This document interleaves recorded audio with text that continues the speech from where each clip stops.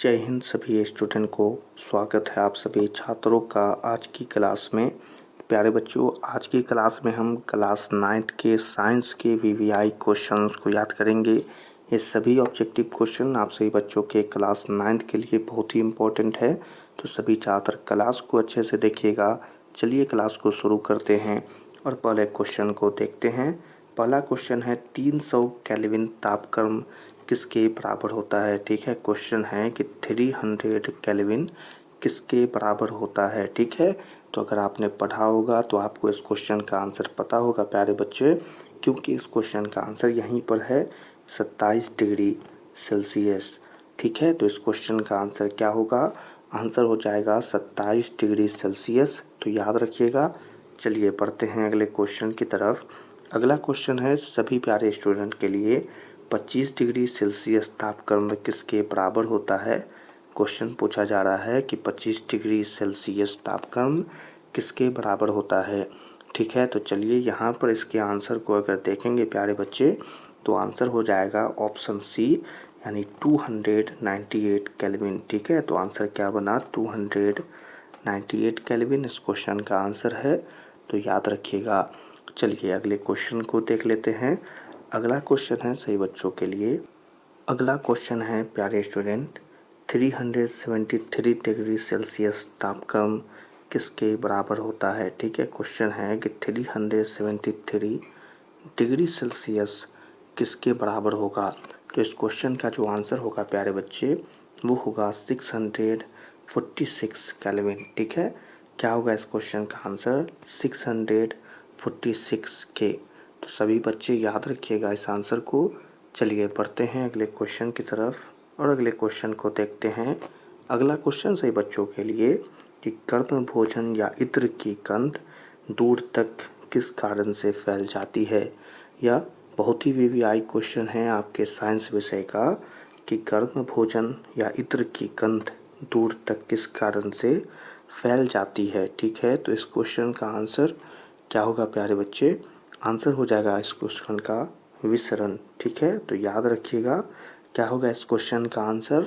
Answer हो जाएगा विसरण। ठीक है, चलिए बढ़ते हैं अगले क्वेश्चन की तरफ।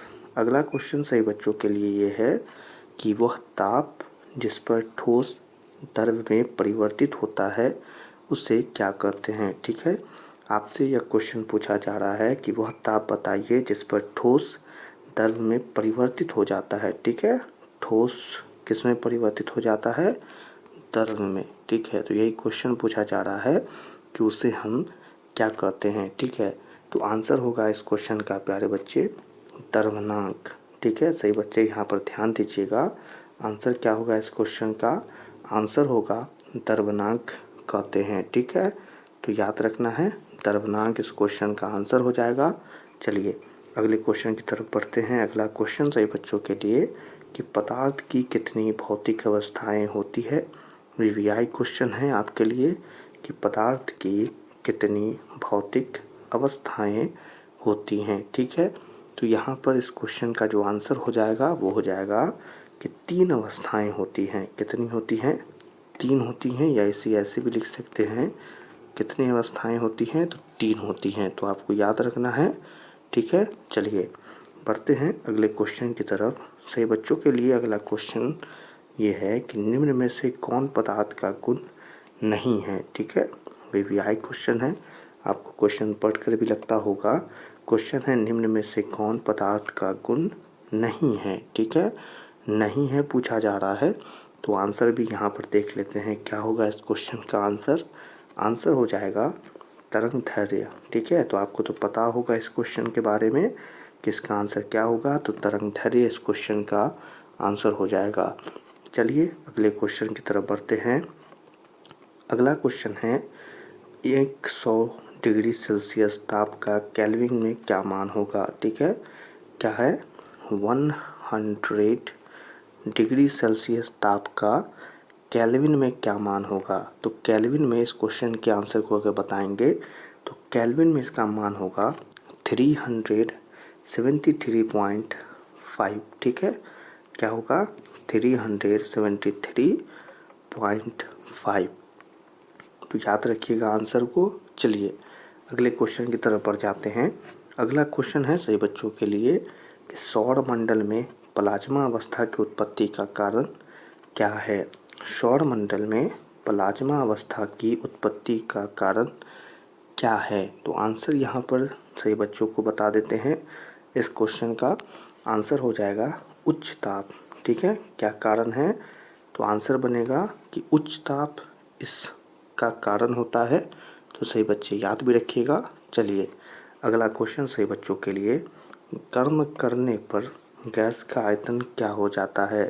ठीक है, बहुत ही वीवीआई क्वेश्चन सही बच्चों के लिए कि गर्म करने पर गैस का आयतन क्या हो जाता है। गैस के बारे में पूछा जा रहा है। तो इस क्वेश्चन का आंसर भी सही बच्चों के सामने यहीं पर है कि गर्म करने पर गैस का आयतन क्या होता है। तो आंसर हो जाएगा बढ़ जाता है। ठीक है, तो चलिए इसी क्वेश्चन और आंसर के साथ आज की क्लास को यहीं पर समाप्त करते हैं।